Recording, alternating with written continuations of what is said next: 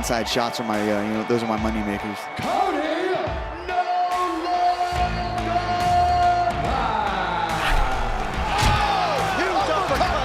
Awesome, I just wanted to prove, Samoans were warriors. Tafa.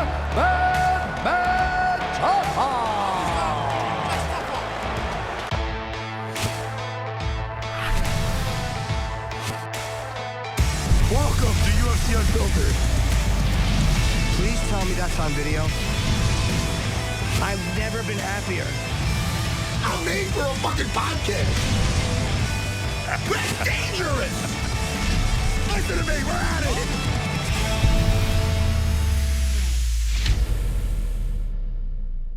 Welcome to UFC Unfiltered. Once again, Matt is away, but it's okay because there's always people I like. I was very happy, Forrest, when I heard that you were going to be sitting in. So thanks for joining us today. Appreciate it as always.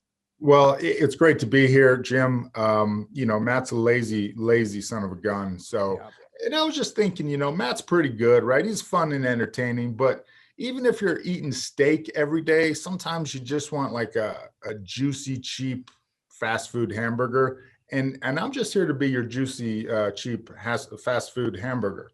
A little change up, right? Yeah, although I wouldn't necessarily call that steak. I would say it's from one fast food hamburger to another fast food hamburger, and I'm not steak either. That's good. Yeah, that's actually. Or like the really tough steak, like you got crazy and ordered a steak at Chili's, and you realize that was just a horrible idea. Don't order steak at quick serve. Is there anything worse than biting into a steak and you realize it's overly chewy and grisly? Like there's something about buying a steak that just makes you happy to be alive. Yeah. And then when it's a shit steak, there's nothing worse. No, very little work. And then when you realize that you still are out like, a chunk of money for it. That's why I go to those like chasquerias with the all you can eat steak. Yeah. Like, oh, I don't like this one. Just go get another one. Bring me another one in 2 seconds. I just turned this card green. You know what the worst part of COVID, besides all the money lost and sickness, is the fact that buffets have gone away. Yeah. I mean, people dying, that's one thing, but the big problem is the buffets. Yeah, agreed. The buffets, dude, have you, the Wynn buffet, there's almost nothing better in Nevada than the buffet at the Wynn Hotel. And I hope that comes back. Yeah, it's amazing, but you just made me think of it when you're like, hey, just throw it out, get another one. Like they had really good food. And I'm not shilling for them. I have no attachment to them. I just remember enjoying. But no attachment to them. But if they wanted to hook you up with a gift card to a free meal or two, you wouldn't say no. No, I'd probably do. Although I couldn't do it because of what I said on the air, because that's get you fired. So I'd have to say, you know what? I'd rather pay the $100 and keep my job. You know what? I'd rather you not tell me things like that. So then when I do it, I can say, hey, I didn't know. That's true. But they say better to ask forgiveness than permission. Yeah. That's not true. As someone that employs people, I can tell you that is not how I roll. How many people do you have under you? Like, do you have a whole team of people that report to you? Well, I'm not there. I'm like the line supervisor to maybe like 5 or 6 people, but like I don't manage everybody. Duncan French, the brains of the operation, he's like the line manager of all those people. Are you good at like delegating responsibility? Yeah. Letting other people do the work. Yeah, I'm real good. Does that shock you? Are you good at being a boss? Like I'm weird with like letting someone go. Would it be hard for you to fire someone? Well, I've never gotten to do it. We fired 2 people, and the other guy, the guy James Kimball, took the lead on firing them both. I didn't want to do it. It made me uncomfortable, but I always put myself in uncomfortable situations, and I just wanted to to see it through. To like, all right, this sucks, but I want to experience it anyway. Right. You see what it feels like. Yeah. I don't think I've ever fired anybody. I know, you know what? I've had to part companies with a manager or like an occasional web guy, but I always try to do it nice. Like I never want to be the guy that sends someone over the edge. It's like, all right, we had a great time together, but it's time to move forward. I hate it. I had an agent fire me, a manager agent, a talent agent. I mean, I still keep tabs with her. I just kept turning down work. Oh, and she was like, enough? I did an audition. And here's the thing. I'm not good like at shows or anything. Acting, I'm horrible. But you know what I'm really good at? Like being in a room and talking to people and being the center of attention and auditioning for a thing, Right.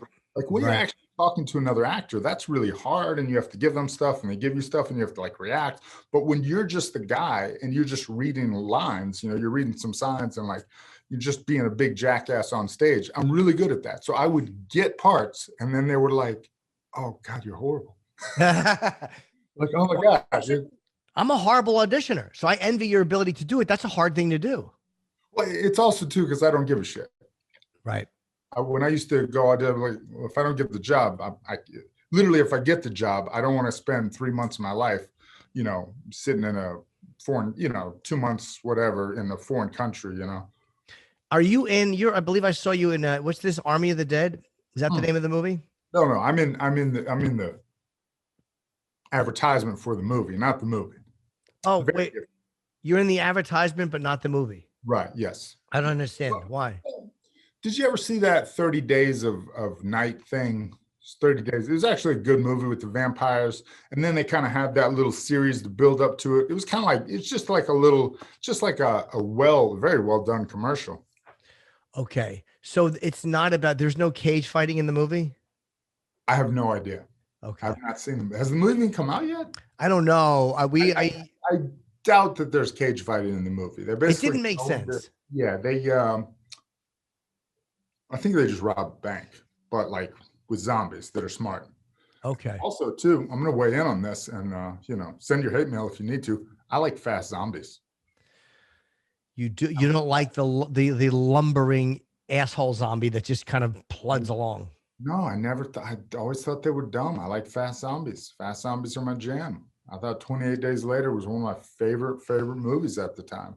Were they fast? I don't remember it. Were they fast? They were like, and it gave like some BS scientific explanation where they were like, they had all their, adrenalized and, had the epinephrine, whatever, all the catecholamines, whatever. They were all like jacked up on adrenaline. So how do you kill them in that movie? The same thing. You just got to smash their brain, or you could just cut, you just got to just destroy that brain to turn them off. Do you watch The Walking Dead? Like in the first season, they couldn't get blood on them, and it was such a horrible. And now by episode like season 4, they're like just stabbing them with a knife to the head. Knife, like how hard it is to drive a knife through a skull and then do it again. That has irritated me many times. Really? And like the thing is, like, yeah, you can't you can't. I don't care how rotten you are. You can't put a knife through a skull. Why don't they just go through like the eyes or through like the bottom of the throat with a long knife, or go like in the eye, because the eye is no protection. That's right to your brain. That'll turn you off. Yeah. I don't know why. Hey, turn off. How about that Shane Burgos knockout? You know the one I'm talking about? Oh my God, where he staggered backwards. Yes. Yeah. Yeah. Somebody was saying that it's like chemical release of your calcium and potassium like exchange, and that his like got deregulated by the shot or something, because like one thing has to leave the cell as the other thing comes in or whatever. But yeah, I've never seen anything like that. Obviously with body shots, it happens. And I've even been like in an actual fight where I stepped back and, I had the Bambi legs. I was stepping on potholes because I gotten clipped and I didn't even realize that I was hurt. Right. But it's just my legs, and so you can see that. That happened against Keith Jardine. I didn't even know I was hurt. I just was like, oh, my legs aren't working. But no, my body's not lit. But wait, I'm fine. I'm still here. Wait, no, but what's going on? My legs. But yeah, he went out. Like, I think he would have gone out cold if the guy hadn't given him the extra shot. Yeah, that was I can't think of a time I've ever seen it either, where he literally a second later, he takes and you could see that there's a footage of Wendy Williams passing out on camera. And she's dressed like the Statue of Liberty. It's really kind of funny. Virtually the same thing. Virtually identical. But do you can see the look in her face where she knows something's about to happen. And she's like, oh God, like she's watching a film of herself. And that's what that reminded me of, was that look in the face of, okay, wait a minute, knowing it's happening and not being able to stop it. The eyes. Yeah. The eyes are like a panic. Yeah. It was pretty neat. Yeah. What do you think? I mean, it was just a chemical thing. That scared me when I saw it, to be very honest. I was like, I hope that's not more dangerous than a regular knockout. No, it isn't. It isn't. All right. Well, look, our first guest is here, Forrest. Cody Garbrandt fighting Rob Font on Saturday. An incredible fight. Cody's here.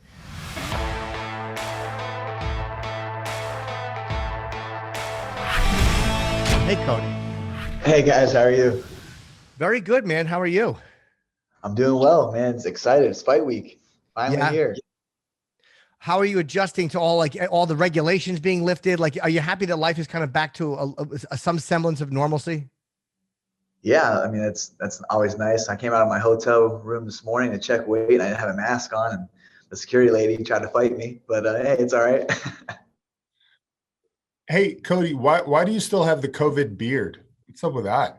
Oh, okay, so it's the war beard. So I grew the beard out and the hair out last fight. Yeah. The hair was too much. The hair and beard was too much. I'm like, you know what? I'll just grow the beard this time. It was just too much to do, man. I was going through too much conditioner. Good call. It looks a lot better now. It looks clean. You look like you should be running a CrossFit gym though. So kind of douchey, but it works for you. I'll take that. Do you like it though? Like, I hate when I have facial hair. It bothers my face. It itches. It's uncomfortable. You're actually okay with it?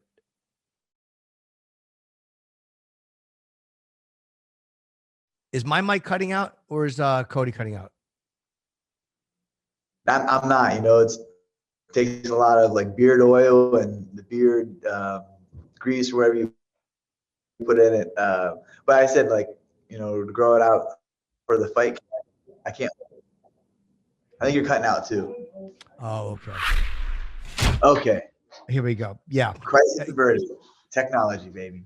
Yeah, it's the one frustrating part. Like, you know, these little things happen with I'm sure you've had it during other interviews too, where you're talking and all of a sudden you realize, like, for 5 minutes no one has heard a thing you said because it dropped.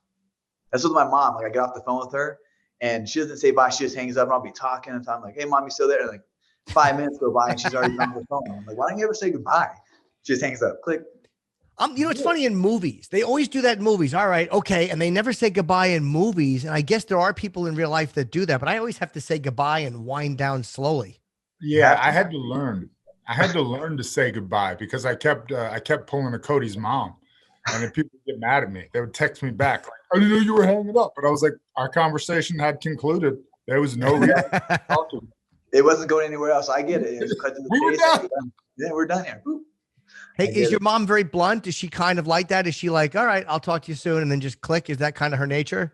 Yeah, she's very blunt. You know, she's very blunt on a lot of things. You know, so very strict on it. So yeah, for sure, she's always been like that. So I don't take it to heart. Is that a good thing or bad? Like, does it kind of keep you in line? And she's, at least, you know, she's truthful with you, or you can always trust her opinion? Or oh yeah, definitely. That's one person I always go to for advice, or, you know, hey, should I do this? Or what do you think about this? You know, so I always bounce things off of her and she's always going to shoot it straight, you know, whether it's going to, you know, she's always showed us tough love. So, you know, she's never going to change up.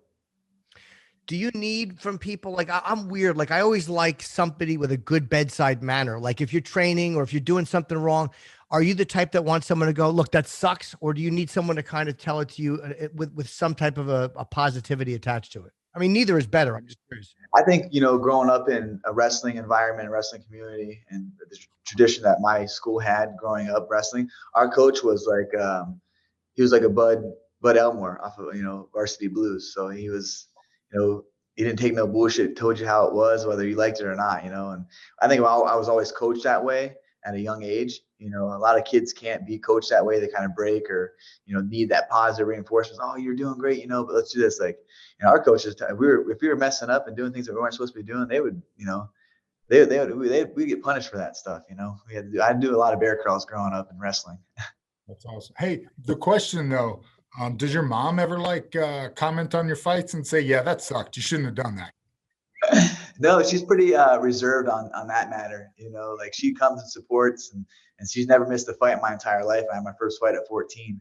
So, but yeah, she's never really, hey, you should do this. Never even give me like a tip, you know, like, you know, hey, maybe you should stop brawling with people, you know. Nothing. My mom always told me I should get hit less. And I was like, that's a good point, Mom. I'm not trying to get hit, but thank you. Yeah, that's not our goal, to get hit in there. We don't like it. It really is the best advice, though. You know what I mean? You should get hit a little less. All right. Yeah, that makes perfect sense. Oh, okay. And me and Forrest are a lot of like, we need things broken down in the simplest form to be like, oh yeah, it's okay. Let's do that. Let's move a little bit ahead more. All right. And how are you? Obviously, you're healthy because you're fighting, but you healed up okay, your bicep and everything. Did it go the way you wanted it to, or did it take longer or less time? Man, it actually took a lot longer than I expected. I mean, obviously thought COVID was real, and, you know, if I had it, I would kind of, you know, deal with it and go from there. But I had, residual effects. I had vertigo. That was the first symptom. I had that for nearly 4 months on and off. And, went to the Mayo Clinic, did some hearing tests, thought I had Meniere's disease. They did all kinds of hearing tests that I checked out. I had pneumonia. And then I did my quarantine for 14 days and came back, started training because I was obviously training to fight for the flyweight title. And the first day I hit pads, my bicep kind of felt a little strained, but every time I hit pads, my biceps are usually sore for after. But I woke up in the middle of the night and my bicep was like 3 times the size, like just blowed out. And I was like, it was super sore since it almost felt like infected. It was infection. And I woke up and then I went to the doctors that day. And they said, went to the hospital and ripped my vein in half. I had 3 blood clots. I was on blood thinners right then for 3 months. So it took longer than I thought, especially me being as healthy as I am, take care of my body. I sleep, eat well. It was pretty crazy to see that it took that kind of toll on me. And you thought you had Meniere's. I think that's what Dana has, right? Where you're constantly getting very, very nauseous and dizzy. How long were you going that way for? That was like 4 months of that. Oh, it was horrible. And actually I went to Dana's doctor at the Mayo Clinic in Arizona and they checked it. And it was kind of like I've had probably vertigo for almost 3 months until I went and seen him. And it was kind of on the downside. I had like the doctors where they're throwing me back, trying to do maneuvers to get me, for those, the vertigo to kind of come on. And then they put hot air in your ear for like a minute and it's like makes you have that dizziness. Like that was not fun at all. But yeah, everything checked out well. It was just from the COVID. That was one of the COVID symptoms.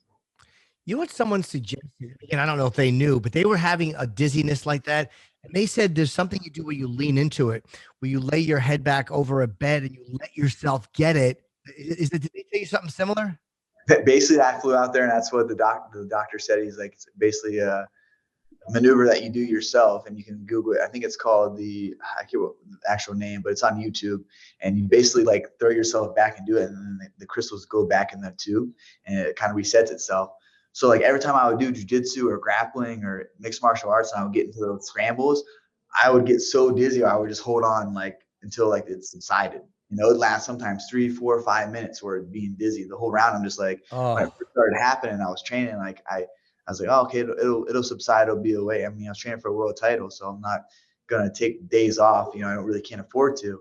And so I remember like training with Faber, and we're going in this scramble when it first happened, and it was like the beginning of the round. And I just held in a position to where I was like the whole time I was just spinning, felt like I was gonna throw up. I was like, I'm not letting Uriah choke me out or get my back. Like I was like, we were just all competitive with each other.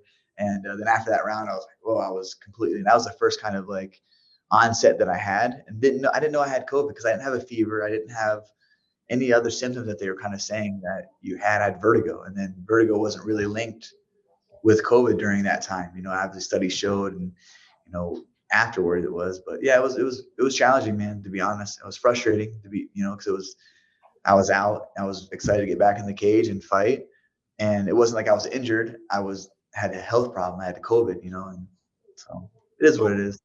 You were going to fight for the flyweight title, but now you're back up at bantamweight. Like, how many more fights to get a bantamweight title? Like, what's your goal? For me, I feel like this is a huge fight. I think this is a title eliminator. I think that me and Rob Font are right at the front, the front runners. I know obviously Aljamain just had neck surgery, and they're going to have to run that fight back with the yawn, how that ended in disqualification. So, I mean, I feel like, the winner of this is next in line. And then also, I can go down to flyweight. Flyweight fights 2 weeks after me. So there's options for me. I was already slated to have the title fight at flyweight. I'd rather do it sooner than later. I'd rather go down than go up. So we'll see. They're doing the rematch with Figgy and Moreno in a few weeks. Obviously focus on Rob, but, I like to have options. Okay. Yeah, and are you still doing that? Because you and I, for many times, have spoken about those nose balloons that kind of blasted out. I became obsessed with that because my sinuses are the focus of my dumb life. Do you still do those? Yeah, I do. I mean, it just resets your whole jaw, your head shape, helps with sleep. A lot of health benefits from it. Yeah, I haven't done it in a while, but I used to do it pretty religiously, weekly. It's sometimes pretty painful. It is painful, but what happens then? Does your head settle back a little bit? Is it like fixing something and then it just kind of slowly goes back to where it was? I mean, obviously, like in the line of work that we do, we're punched and Right. It's kind of shifts it. So, it definitely you have more adjustments, I think through training camp, I go a lot more just to get it reset. And just, I feel like I don't have headaches. I sleep better. Honestly, my breathing is a lot better. I remember my uncle doing it. He had broken nose so many times and his eyes were kind of sunken in, and he did it, I think 3 times in a row for 3 weeks. And like, you could see his collar went away from his eyes. He looked young. It made him look younger even. I was like, wow, that's pretty cool. He was all excited. Yeah. Forrest, have you ever tried that? I really wanted to, but the idea, I know it's uncomfortable, but because if Cody is feeling it, I know I'm going to feel it. So yeah, I looked into it about a year ago, maybe. I think I heard it from you guys, Cody. And I've wanted to. I've just never gotten around to it. But in that moment, I would be terrified something would go wrong and it would get too big and blow my brain up. I get scared like that too, because you have to lay down. They put this stick and then blue, and then he's like, all right, I'm gonna pump it. You gotta go like that. I'm like, what if I don't breathe enough, or what if I don't? I remember one time the balloon popped and it went all the way down my throat. I was like, it's in the embedded. I'll have to send you guys. It's so funny. I coughed up the whole balloon. I was like, holy shit! And that wasn't even the scary part. It was probably 6 hours later. I was working out, doing the weight cut, and I was like, man, my throat was scratching. I'm like, man, my throat's all sore from it. I coughed up another piece of the balloon. I was like, how long was that in my throat for that? I'm like, holy shit. Yeah, so that was I don't know if I should do it this close to a fight before. But you shouldn't. No, just don't. And it gives you that weird, because I've had cameras put up my nose and back down into my so you get that weird, that awful, it's like a COVID test where you get that feeling of that part of your body that's not supposed to be touched. So I guess it feels like that when they're putting the balloon in, right? That's the most done. It doesn't feel comfortable. But the COVID test, man, I got a COVID test yesterday, and then they did the throat one. Man, that guy was not nice with the throat one. I'd rather go down the nose, the throat one, man. And I think felt my throat's all sore. I'm like, well, in China, aren't they doing even a less pleasant version? Is that true? And I heard in China they said an anal swab is the most accurate way to test for it. Well, hey, I'm glad that we're not doing that here in the States. Yeah. Nobody's going for that in the States. We're not getting tricked, man. We're not getting bamboozled. Yeah, I don't know. I might be a little bit easier. I don't like anything up my nose. So that one I might be able to take a little bit easier. Take a little bit better. Yeah, I probably should phrase that differently because that sounds like I'm really co-signing for having something shoved in there, which I'm very squeamish. All right. Anyway, how are you feeling about Saturday? Obviously, you're feeling good. You're ready to go, and you're happy to be fighting again. Yeah, excited. These days, I felt this feeling the last fight leading up to the fight week and everything, all the media that we had to do. So I knew that the passion and hunger was back. The love for the sport. I don't know why I lost it for quite some time. I'm just thankful that it's back. Excited to be here. I prepared very hard for this camp, but also very smart. Put myself in uncomfortable positions to set a pace for 5 rounds that my adversary Rob Font won't be able to, uphold. So excited to go out there and just showcase my hard work. I feel like this is the most complete martial artist that I've been stepping inside an octagon, and I'm just excited to go out there and showcase my whole well-roundedness. And I like that you weighed in too, because that whole Tyron Woodley little altercation he had backstage really annoyed me, because it's Tyron's lost a few fights, but he's still a killer. And for a guy to talk to him like that, unless Tyron said something before that, that was a rebuttal to that I didn't see. Yeah, I didn't understand that at all. You see Tyron, professional. He's not, he's even after he's like, hey, that was Ben's night. I wasn't going to take anything from it, And Jay Leon Love, come on, man. You're going to sit here and talk smack on Woodley. He's not even fighting.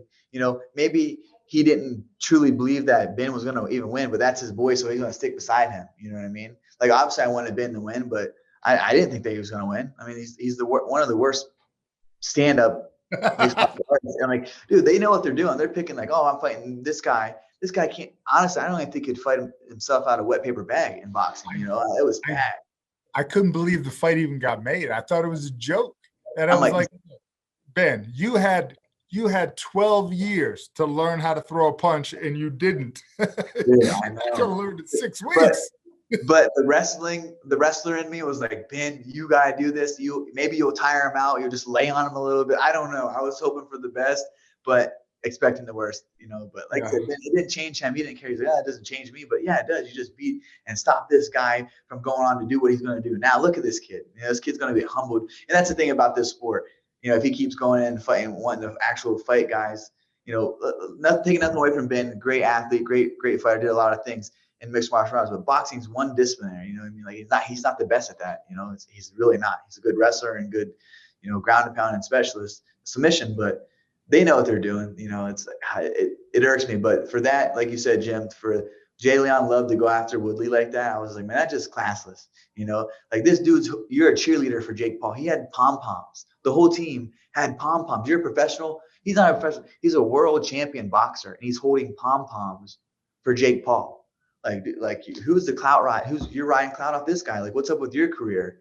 And we've been going back and forth a little bit. Even that his coach, the bald-headed guy, BJ Flores, and it's like they're all cashing in on this kid. Like you can't train an actual fighter. Like you're cashing in on this kid, which they're smart. They're getting a chunk of his change for what he's able to do. But I just thought it was classless on his team Paul's part. And look, boxing is such an incredible skill. And obviously, it's very difficult to be a good boxer. But as a mixed martial artist, where you guys have to deal with everything, when you hear a boxer saying something like that, does it tap into that part of you that goes like, yeah, you might be a more skilled boxer because that's what you do. But if we met somewhere, I'd throw you on the ground and put you to sleep. Like, is there that like annoyance that they're taking an attitude where like if it came down to it, I mean, Tyron would strangle him? Oh gosh, definitely. Like I said, if they met, like Ben said, if we met in the back alley, it'd be homicide. Like Ben would take him down and choke him unconscious. Like that is what would happen. Ben would wrestle, get him in a position where, he would choke him out for sure. And that's the thing. Like if you're talking about fighting, like we're talking about, like you're trying to challenge me to a fight. Like, all right, I'm thinking street fight, and in that situation with Tyron Woodley and Jay Leon Love, like, all right, you want to come out to fight? Like, let's fight now. Like, let's see what happens with you're a boxer. You know what I mean? You take a leg kick or an elbow through your face, like it's going to change the whole. That's why you don't throw elbows in boxing, because people would die in there. You get killed inside boxing, just doing able to do punches and elbows. But I think that's what I'm saying. The martial artists are going over there and competing in boxing. You saw Conor McGregor went 10 rounds with one of the best pound for pound and gave him a run for his money. Anyone can say whatever they want about that fight, but he looked good in that fight. He looked really good. He did really well against Mayweather. You don't see any boxers come over. One boxer came over, James Toney. Yeah. Hey, good for James Toney, though. Good for James Toney. Yeah. Exactly. I respect that. James, like, you know what? Like, he's smoking cigarettes and cigars and do this, do that. Walked out, had a big old belly. That fight, he had the same attitude that Ben had. He was like, yeah, I'm going to get paid, though. Yeah, I'm going to get paid. I'm going to get choked out. I didn't pay. Yeah, it's like, I'm not even going to get hit. I just get, punched up a little bit. He got ankle picked. Dude, he got ankle picked. Dude. Yeah. No, I was training with Randy at the time, and Randy said, I saw that he had his ankle wrapped, and I knew. Right off. Ankle pick. That might be the first ankle pick in fighting. Was Randy's game plan obviously was to take him down, but as soon as he saw the wrapped ankles, ankle pick was the game plan. Dude, ankle pick. That was one. I was like, he just said ankle pick on this fool. This dude didn't probably know what an ankle pick is. No. Yeah. He's probably just getting like takedowns, get underhooks. Ankle pick. You want to take me down with my ankle? Didn't Ferguson threaten to ankle pick Fabricio Verdum when they had that argument? I always thought that was very funny. Threaten to ankle pick him. What a technique to come up with, right? Yeah. Like, I'll kick your ass. I'll smash your face. I'll ankle pick you. Oh, ankle pick your ass. when MMA fighters fight boxing, it's like not only you're like literally your instinct is like all the leg work you do with it. You're giving up most of your weapons. It's like boxers don't even know what they're missing when they fight a mixed martial artist guy. You have to literally train yourself not to throw a kick, not to take somebody down. It's like you have to literally restrain yourself from doing what's natural. I think that we do so much of like the boxing sparring that it's, I think it's why you see, the elevation of the striking, because we do a lot of boxing and a lot of kickboxing. A lot of wrestlers come over. So they're like, all right, we're not going to really focus on too much wrestling. We're going to, keep the rust off and do that. But we're going to focus on hands and movement and that. So that's always, with us, we've been wrestling since we were, 5, 6 years old, a lot of us. So we're focused on more on striking. That's why you see a lot of these, wrestlers, they got really good hands and good movement, and they're not afraid. They're not irky jerky in there. They're real tight and compact when punches come because they've been in the fire. Well, I'll tell you the other secret on that, Cody. Wrestling's really hard. And as you get older, if you've wrestled a lot, you're happy to not wrestle. Dude, I know. And this camp, I wrestled so much just to have that, because it's like, man, like, go back to your roots. Go back to what is the hardest thing that you don't want to do. We used to wrestle every single day. Then you go into martial arts, you might wrestle twice a week. I know, it's right. Yeah. I'm like, oh, it's just sweet. I don't have to hurt. But I'm like taking shots. I'm getting tired. I'm like, that wrestling conditioning pace is unbearable. Like, then you're holding someone down for 3 minutes, and it's like, holy shit, they get up. Then you have to like fight them for 2 more minutes until you get a minute break. You're like, man, like it was tough. It was a tough grind. I think that's what, doing that wrestling grind in my mind was what I had to go back to just to get ready for this fight. For sure. Yeah, wrestlers just seem like a fucking nightmare. Just like they just seem like a fucking nightmare. And so I watch a lot of high level wrestling, and they're twisting each other's arms and legs and knees, and I'm just like, I would just go to my back. Dude, it's gonna hurt you. You know what I'm saying? Like, where they're wrenching on each other's arms and the guy won't. He stays belly down. I just roll the hell over. Be like, all right, pull guard. That'd be great. Pull guard. Oh yeah, you got my leg. Yeah, go right to my back. Yeah. All right, well, Cody, you're the main event this Saturday night against Rob Font. Good luck, man. I'm happy that you're healthy and you're healed up and you're fighting again, and you sound great. So look forward to it, and then we'll see what happens after this. I'm sure you'll have a title shot this year. Yeah, I'm going to try to stay down and go to the flyweight if that's possible. But whatever happens, focus on Saturday. Thanks, guys. Appreciate the time. Jim and Forrest, always great catching up with you. All right, you too, buddy. Talk to you again, all right?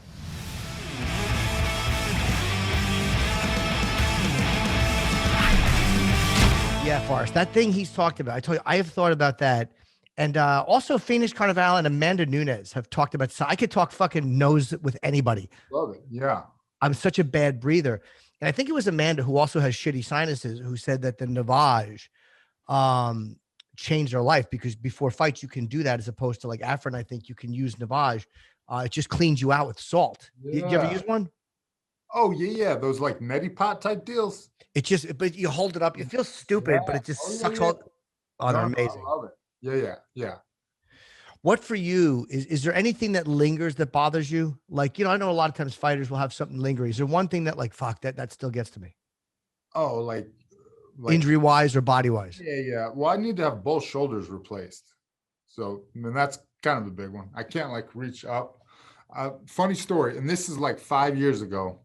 I was still a relatively big guy. I'm next to some old lady, and she asked me to get her bag down from the overhead compartment. And, I wasn't going to say no, but I had to like put my foot up on the seat, and thank goodness I'm as tall as I am, because I have no strength at that range of motion, And so basically like the bag's like falling down. I'm like, here you go.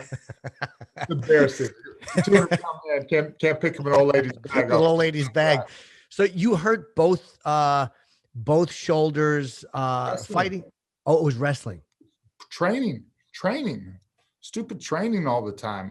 I always sucked at actual like shooting wrestling, but we wrestled a lot. So I found that I could hold my own with decent wrestlers if I just got them in an upper body clinch and pushed them against the wall.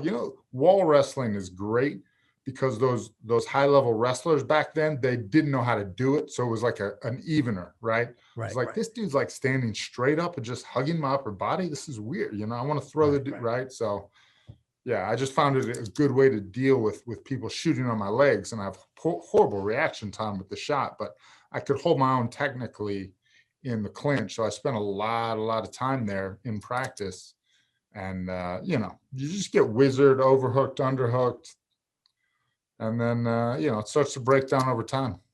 It does. Yeah. And it's funny because I've never fought. I've done very, very minimal kickboxing training, but this is what I do in the pandemic. I have an Oculus and I do this fit where I box, and it's a good cardio workout. Like, it really does make you sweat. I think I'm going to get one. Yeah. I saw Dana talking about the same thing. I think I'm going to get one. But just, dude, after punching for 20 minutes, it's like literally 20, and you're punching these like almost like beach balls floating at you. It's kind of fun and it keeps you moving. but like my arms get sore. I'm like, I don't know how the fuck guys spar or how they punch all the time. Like, I'm sore after 20 minutes alone. Yeah. Well, there's something too to like that full speed shadow boxing, you know? I don't know, Jim. Maybe you're just a giant wuss. The other thing too is you can't start these sports when you're old. You know, I see like middle-aged dudes like picking up jujitsu or kickboxing for the first time, and I'm like, yeah, I picked this up when I was 19, and I was already behind the curve at 19. It was like hard for me then, you know. Your body's not, you know, your body doesn't want to do new things at this age. Well, I'm 52. I'm hoping for a seniors league. No, but I want to do it just because it's good. It's healthy, and it just gets you in a little bit better shape. Not in a competitive way, but also if some guy in the subway grabs my girlfriend's ass, I would love to be able to at least not be completely humiliated. It's just for basic stuff. Yeah, no, that seems personally perfectly reasonable. You know, here's the thing. I actually worry about street fights. You do? I mean, I haven't been in one in probably a decade, but like when I was 23 or 4, I was training and a lot of people weren't. And I was so damn confident. Like, you know, I worked as a bouncer. People would try to like throw punches. I would just arm drag, rear naked choke, arm drag, like comically. Yeah. It knowing how to fight in like the mid-aughts, like 2003, 4, it was like a superpower. Now you see people like in a street fight, like on your Instagram doing jujitsu and like tapping out and like, you know, people like it's just so funny. The sport of fighting has changed culture a bit, right? Like everybody kind of knows what you're talking about. Like if you start talking about techniques, you know, my wife knows these things. It's crazy. But like when I was growing up, 230-pound dude, nobody knew this. It was like I was magic. I just, like in the bar, I would like snap people down, take their bag, guillotine them, do whatever. And the other guys would be like, "Oh my God, are you a ninja?" And I'd be like, "Yeah." But you still do see plenty of guys flailing. Like, and again, that would knock me the fuck out. But I call them NBA fights. There's NBA percentage. There's a low percentage that this is going to hit you, but if it does, you're in trouble. But it's not, you know. It's like the old Jim Carrey punch. Yeah. Hilarious. You could get out of the way of that. I couldn't. Yeah. Well, that's about it. That's about it. Have you had any of those moments since you've stopped fighting or when you were fighting where guys don't know who you are and they try to be assholes? I mean, you're a big dude to begin with, but have you had any of that? Not really, but you know, I don't drive as aggressive as I used to. I've mellowed. I'm old, so I try to be mellow and kind of be cool. You know. Yeah, I haven't. Yeah. Were you a road rage guy? I was. I've gotten better. You know, middle age will do that to you. Yeah, a lot of it is just getting older. But I've always found that the little wave, no matter what's going on when you're driving, if you fuck up, the little wave, I've never seen anyone be angry after you gave them a little wave. And I'll even put my head down to like, yeah, sorry, and like shake my head. Yeah, it's me. You know, but what if somebody does something to you? And then, you know, then they give you I had one give me the finger the other day, and it was like, wait, but you did it to me. Why would you give me the finger? Yeah. And then I just went right on about my life and never really gave her another thought. Yeah, it's really hard to not let myself get angry at stuff like that. Like even from like I was pulling into my parking garage yesterday, and the guy was like he was coming up the ramp, but he was in between both lanes, so I backed out and let him go. This fuckhead doesn't even wave. Like not even a thank you. And it's weird that those little moments tap into something in people. You tell that guy, look, man, I've been playing a boxing video game. I will mess you up. I actually put my Oculus on and I got out of the car. So he knew he was fucking with me. Hold on, let me get my controller. So then, yeah.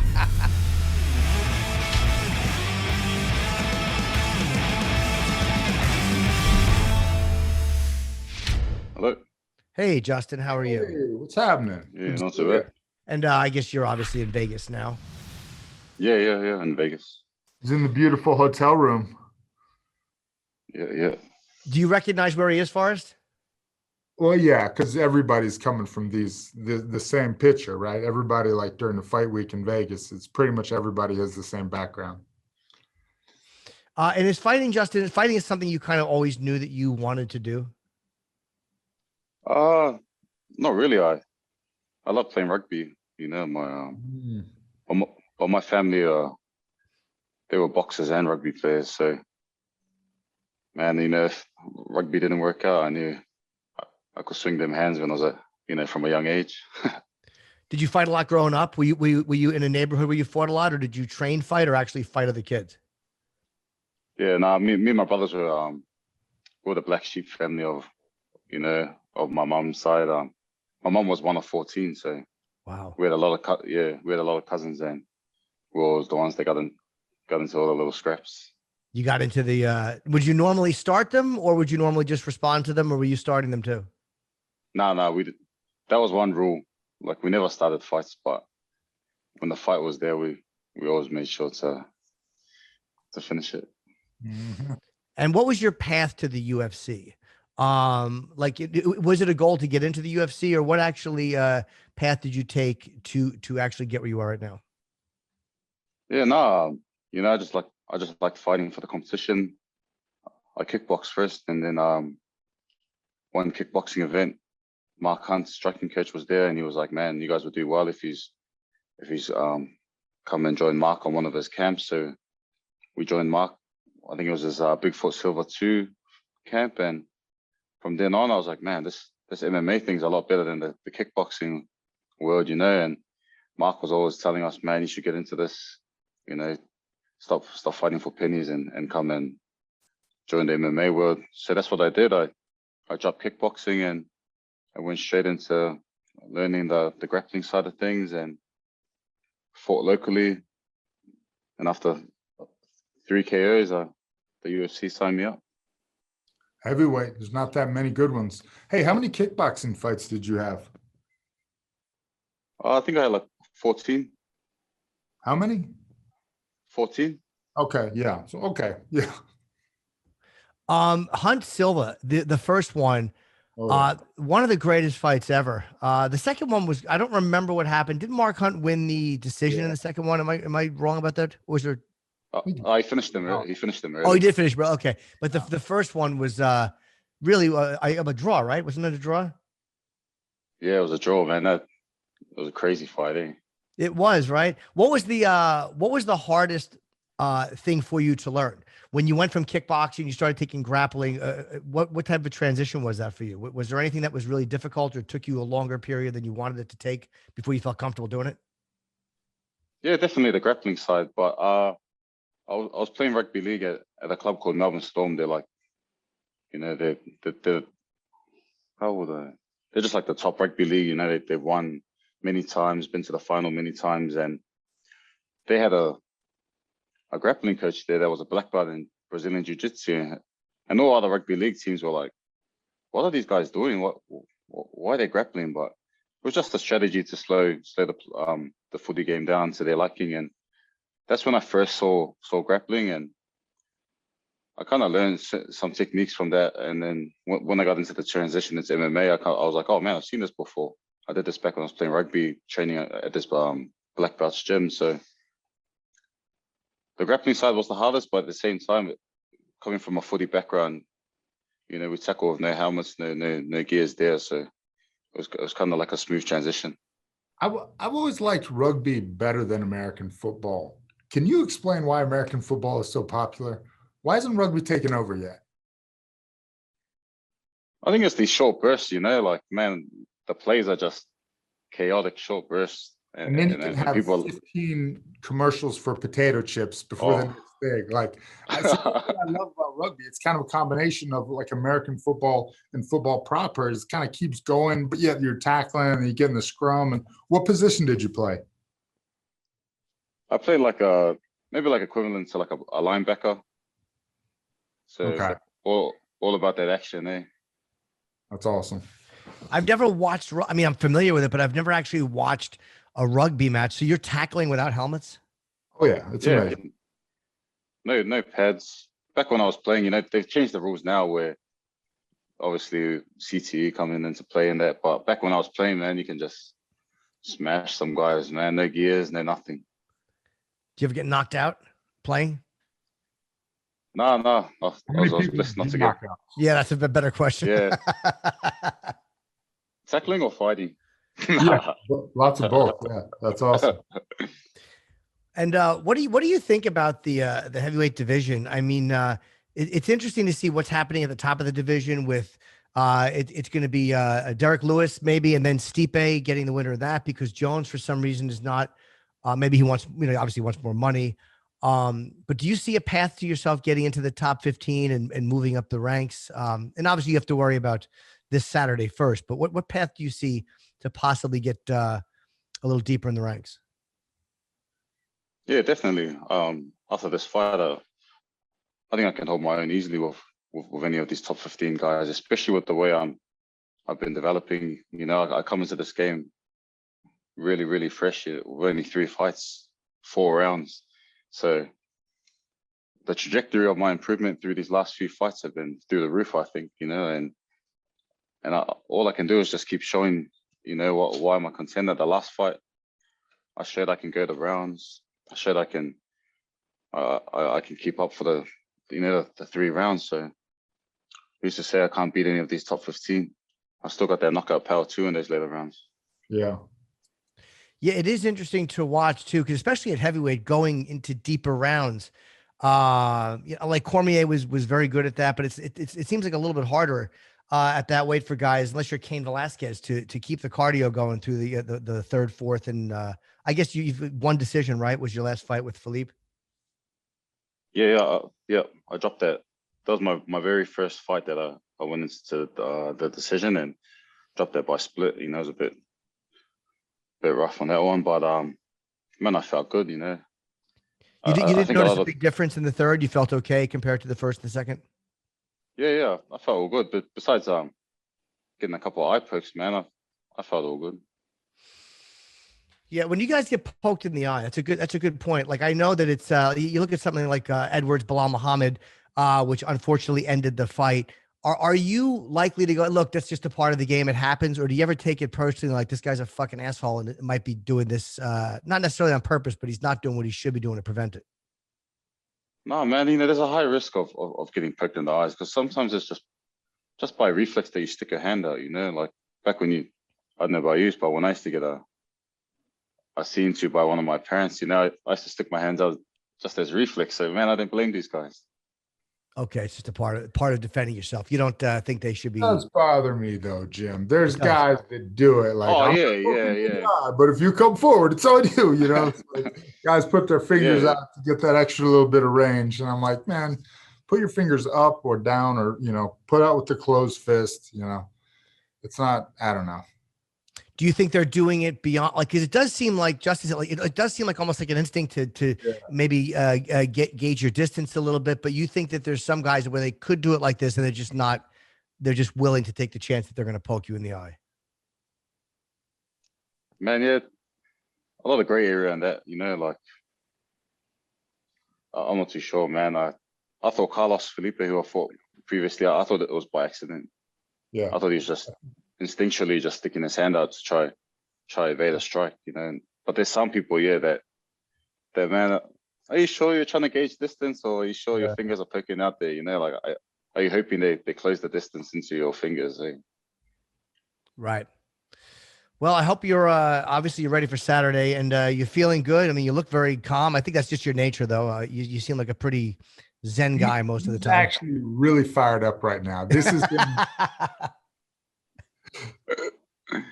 Do you have to cut any weight? Yeah. I drop a few pounds fight week. I'm just a big guy, man. There you are. I eat clean everything, and I still stay big, bro. I'm Samoan, Yeah, exactly. All right. Well, look, it's good talking to you, and against Jared Vanderaa on Saturday night. And you're a fun guy to watch fight, and good luck on Saturday, man. It was good finally having you on the podcast. No, cheers. Thanks for having me. Okay, Justin, take care of yourself, man. Be well. Yeah, thank you. You guys be well. Eh? Cheers. Take care.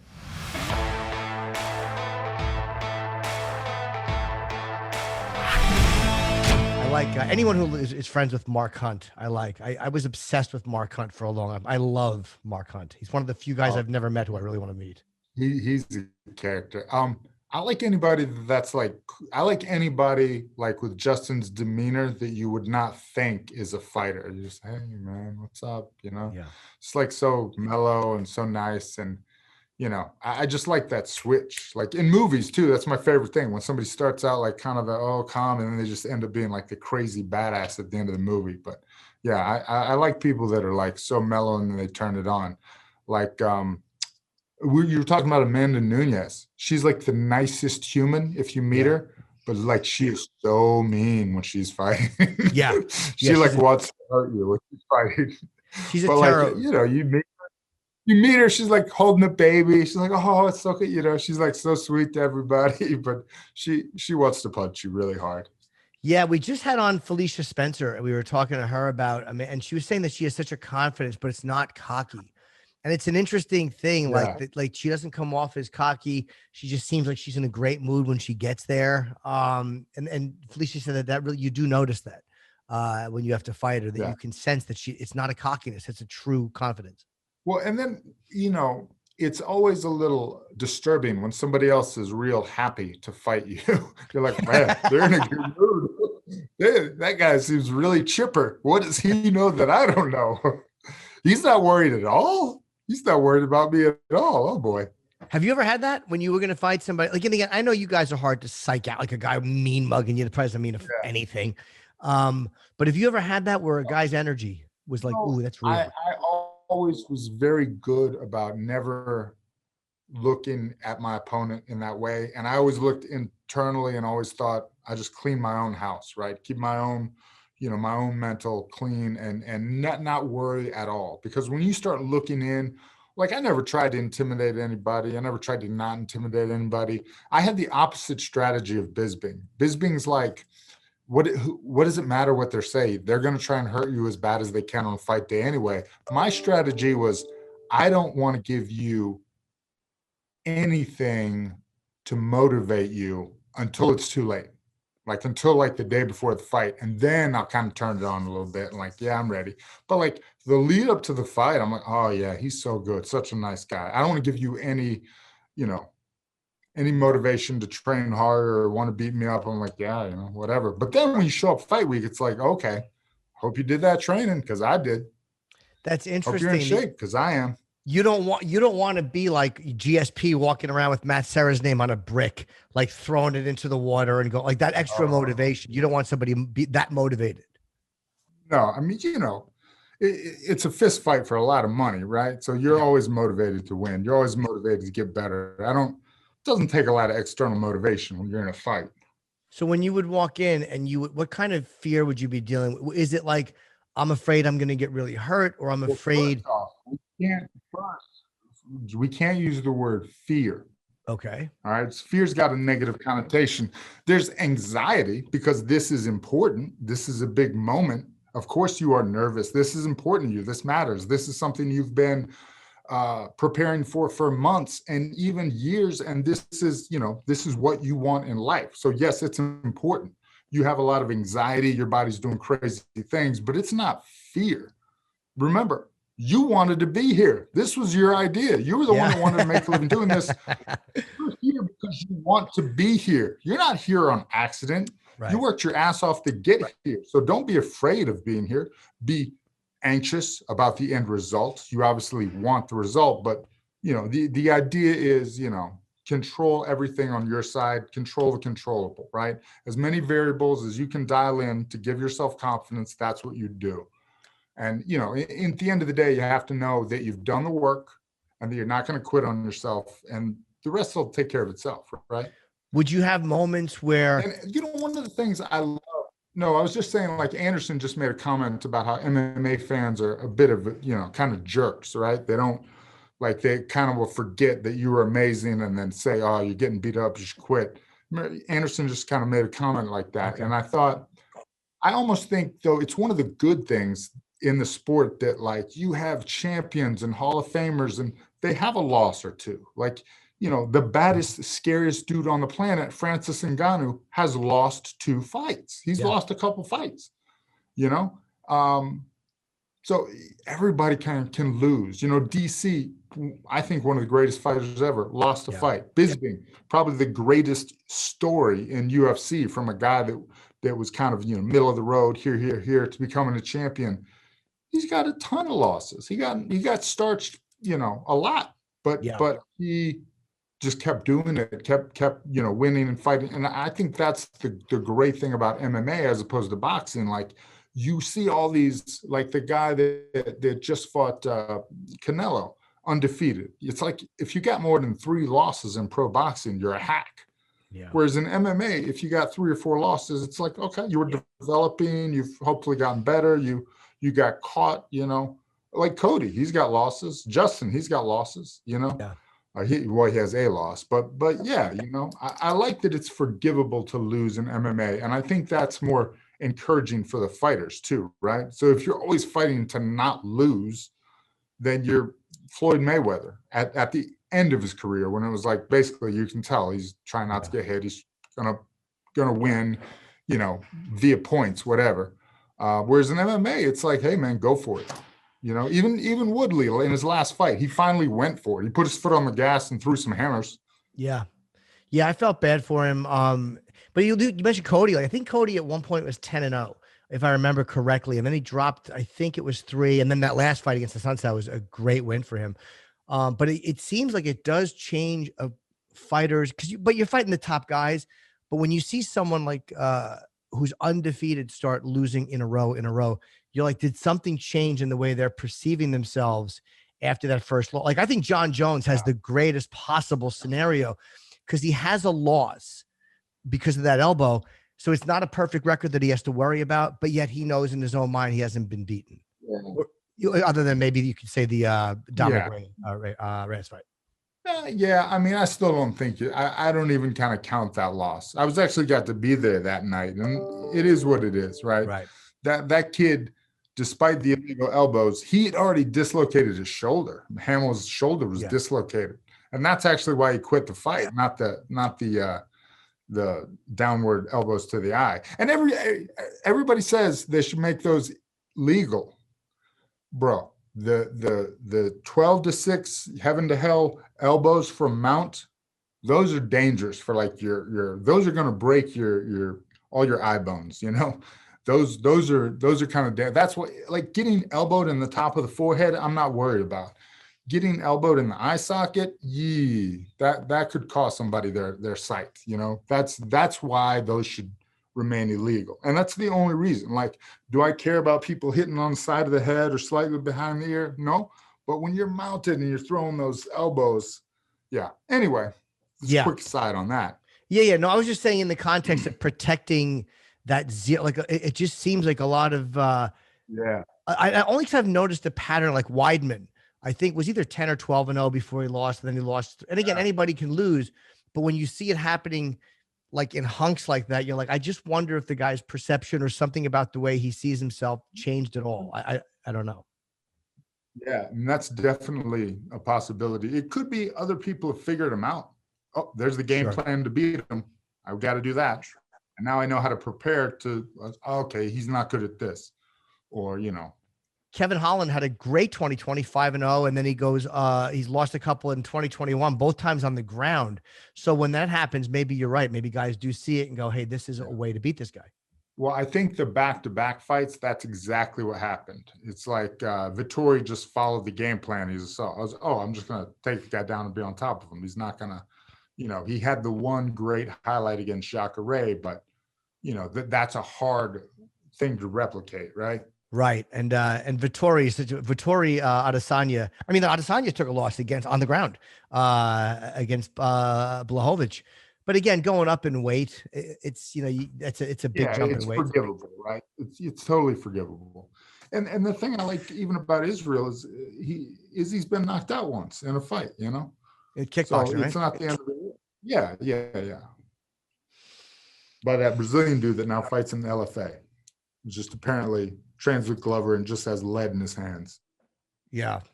I don't know who it is. I'm not familiar with his name. All right. Well, look, man, I apologize for the connection today. I know my connection. Yeah. What, buddy?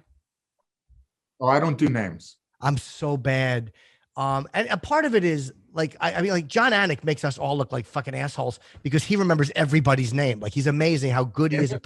Yes. And the pronunciation. Yep. It drives me crazy because I'll either watch him or Bruce Buffer, but Anik just gets it right all the time. So it's possible to do, but I just tell myself Matt's as bad as I am at it. So that kind of makes me feel good. Is like Matt and I, neither one of us are amazing with the names. I won't even try though. I'll just be like the guy, you know, from the guy with the fuck the guy, you know, the guy, right? The guy, he's got a real good right hook. Get the tattoo. Right. I don't know his name. He fights in LFA. He knocked the guy out in like 12 seconds in the LFA. It's that guy. That guy. You can look him up. You got Wikipedia. You got Google. You figure his name out. You figure out how to say it. I don't want to. Forrest, thank you for coming on today. I want to apologize. It might have been my connection too. I know the connections were a little spotty today, so we apologize. I know my connection I got to read was not amazing, so I'm sorry if I was contributing to that. And also thanks to Cody Garbrandt and Justin Tafa for joining us today. It's always good to have you on, man. I love talking to you. It's great, Jim. I love. Maybe I'll see you in real life sometime, and we could talk like humans. Now. I That'd be know. even better. I want to come out to Vegas, probably before July, or at least maybe for July 4th. So I definitely plan on being in Vegas. Hopefully, in a little more than a month. So yeah, hopefully I'll see you there. All right, Jim. Thank you much. I appreciate it. Thanks a lot. Okay, pal. Talk to you soon. Oh, wait, Forrest, do you plug in anything? Well, yeah, I got one thing. So the Performance Institute released the second iteration of their journal. I'll send you an email. So yeah, the first one was like 80 pages. This one's damn near 500. So it's basically everything you ever wanted to know about fighting plus science. So it's pretty impressive. Where can people get it?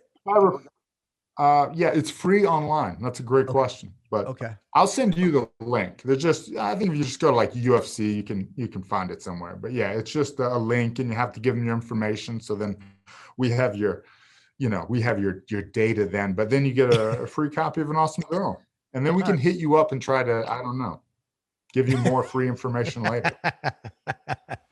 All right, brother. I appreciate it. All right, man. Thank you. Talk to you soon. Take care, Forrest.